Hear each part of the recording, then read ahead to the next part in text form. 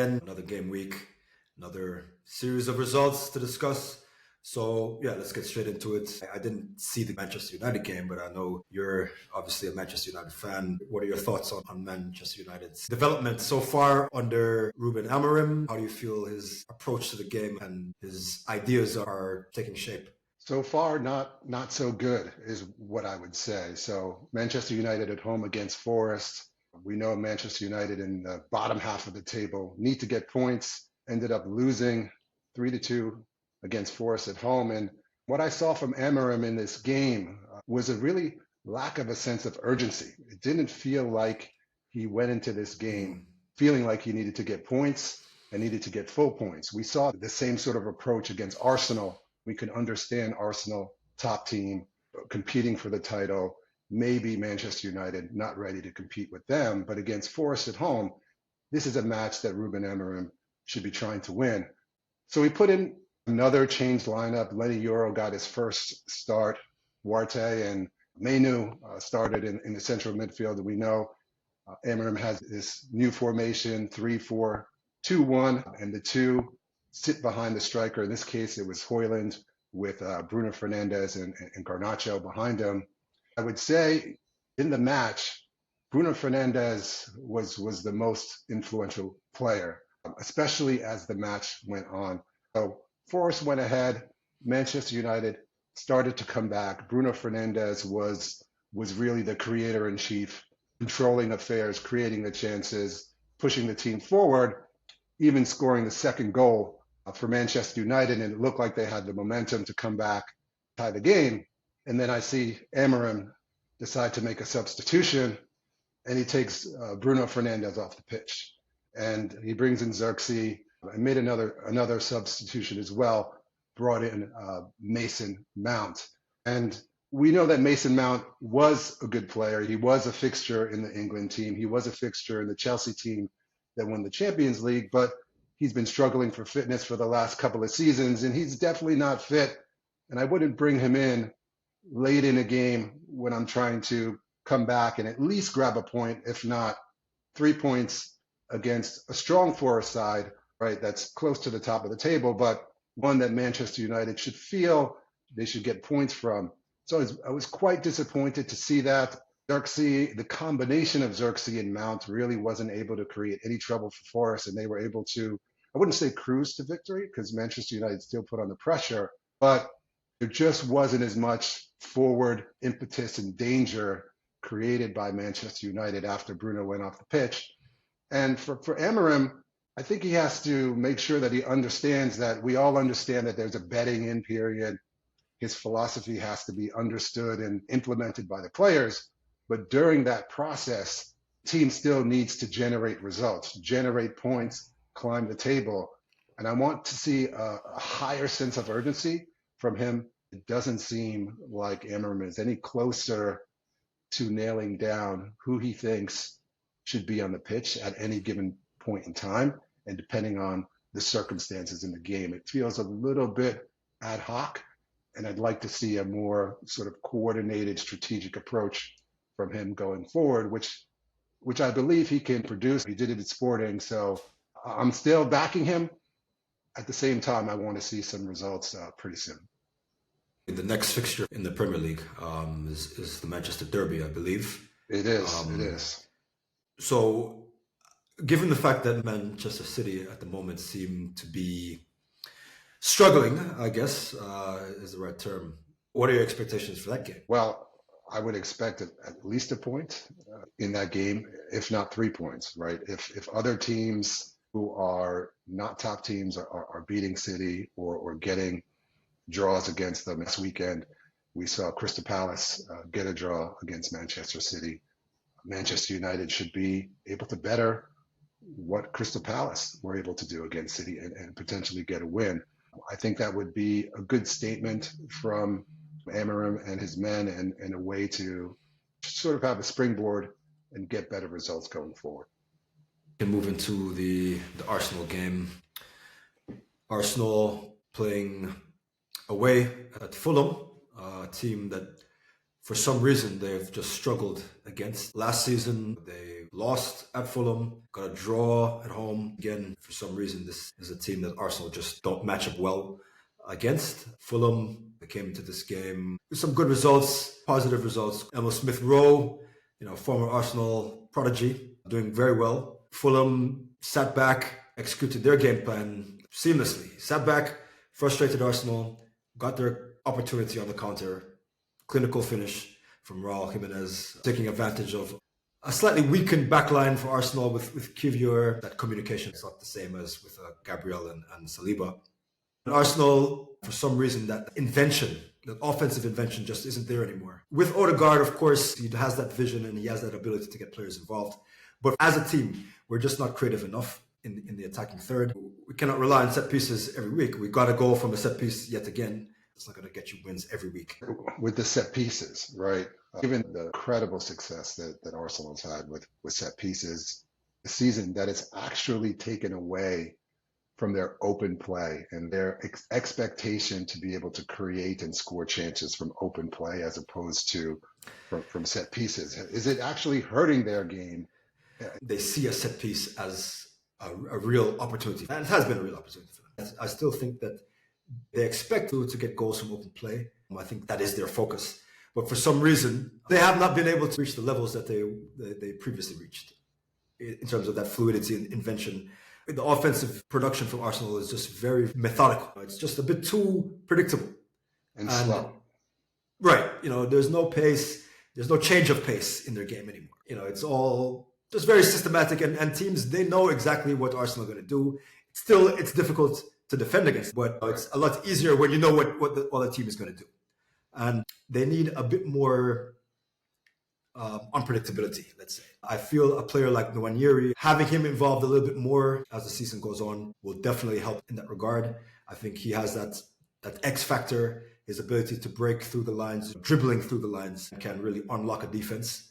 And we just need a bit more variety in our play. I've been critical of Martinelli, particularly this season. I think he's a fantastic player. He was one of my favorite players, in the past seasons because he's just so direct. He's still direct, but for some reason his directness isn't as effective. It feels like he's overthinking his play and not being instinctive anymore. And it's time that Arsenal realize that they need to put a bit more urgency in their play. I think the expectation has been very high this season. They have the quality. Just knowing that you have the quality is not enough. The quality, it needs to be shown. It needs to be evidenced on the field. The one thing I would add is just with Gabriel and Ben White not being fit to play, I think that did affect Arsenal's ability to take control of the game. Partey had to move to right back, and then that makes Jorginho come into the middle. And whenever Jorginho was in the middle, I think Arsenal just a weaker side. So the midfield wasn't as strong. Marino was on the bench for some reason, didn't come in until the second half. And I think the lack of depth in Arsenal's squad, we're starting to see that be a problem. So when we're in December now, January transfer window is right around the corner, Arsenal have to be thinking of reinforcements in the transfer window because we have Kai Havertz playing as a 9, not a true 9. Sometimes he's able to score and be dangerous. Other times he's not, right? And then you have Gabriel Jesus, who comes in and he hasn't scored in over a year, I think. So when you think about that lack of creativity, that lack of forward momentum within games, it's partially due just to the personnel and the over-reliance on the partnership between Saka and Odegaard. So I think a lot of work for Arsenal to do. Good news for them is that they're still in the hunt, a couple of points behind Chelsea, who had quite a result this weekend. So maybe we should talk a little bit about the matchup between Chelsea and Tottenham at Tottenham this weekend. We had our predictions for this fixture panned out pretty much as expected. Open affair, exciting game. Tottenham came out, were a bit fortunate, let's say, took advantage of some defensive mishaps, finished well, got themselves a 2-goal lead, but just weren't able to handle the wave of attack that Chelsea initiates. And they do this week in, week out. They just bombard you with offensive talent and production. We saw Cole Palmer yet again exerting his influence. We saw Jadon Sancho producing brilliance. We saw Lavia in the first half, and I was once again just extremely impressed by this young man. I think he is really developing into a midfield general. His positioning is fantastic. His ability to stop attacks is fantastic. But he also has another element to his game, his vision when he's on the ball. The passing through the lines is quite phenomenal. I think Chelsea at the moment, as I said, I'm elevating them to that title contention spot. They're second in the league now. They have a little bit of space between them and Arsenal. And I think sky's the limit for Chelsea. I will say Tottenham, when I think about Tottenham, Tottenham, kind of the architects of their own demise, right? Some really rash decision making, some lapses of judgment, giving away some ridiculous penalties. And I think it's just a product of the mentality that Tottenham have. This is that they just don't know how to control games. They don't know how to manage games. They have one way of playing. We've talked about that over and over again. We've said that Postecoglu is learning. Yes, he's learning, but he hasn't learned. And his players still haven't learned. Tottenham, great players. Kulusevski, again, producing something brilliant. Son was a thorn in the side of the Chelsea defense. We didn't see that much of James Maddison this game. He was on the bench, came in the second half. They have players, they have great players, but that mentality is a question mark. Postecoglu, should he be on the hot seat, right? I'm not one to gun Spurs when they're down, but that was truly what would be called a Spursy performance, right? Get the 2-goal lead. They had multiple chances actually to extend that lead. That lead could have been easily 4-0. If Son was on his game, he would have had at least a brace, but he scored 1 goal in the end. Could have had a hat trick, if not more. But Postecoglu, you have to wonder, what is he trying to achieve on the pitch? What is the system of play? It's hard for me to understand how he could let chance after chance come for Chelsea and not make any adjustments in the game in the way that they were playing. Of course, we knew that the center backs, we thought Romero and Van de Ven were not going to be available. They ended up being available, but clearly they were rushed back. They weren't fit. Both of them had to come out of the game. So you have to wonder about the manager. This is one fixture. You don't want to lose Romero and Van de Ven for another 4, 5, 6 weeks, again, for the rest of the festive period. So he should take responsibility and take the blame for this loss, in my opinion. For Chelsea, I agree with a lot of what you said. The one thing I would point out about Lavia, yes, I agree with those qualities you mentioned. I still believe Caicedo is the key man in that central midfield, and I think Maresca believes that as well. We saw Lavia taken off at halftime for tactical reasons, according to Maresca, and Enzo Fernandez and Caicedo in the middle, and that's when Chelsea really, really bossed the game. He still came in on the right where Caicedo was playing in the back line. So the good news for Chelsea is that with Enzo Fernandez in form, they really do have 3 midfielders in Lavia, Caicedo, and him, who are really some of the best in the league at the moment. Enzo scoring for the 3rd successive match, right? Sancho, as you said, was electric.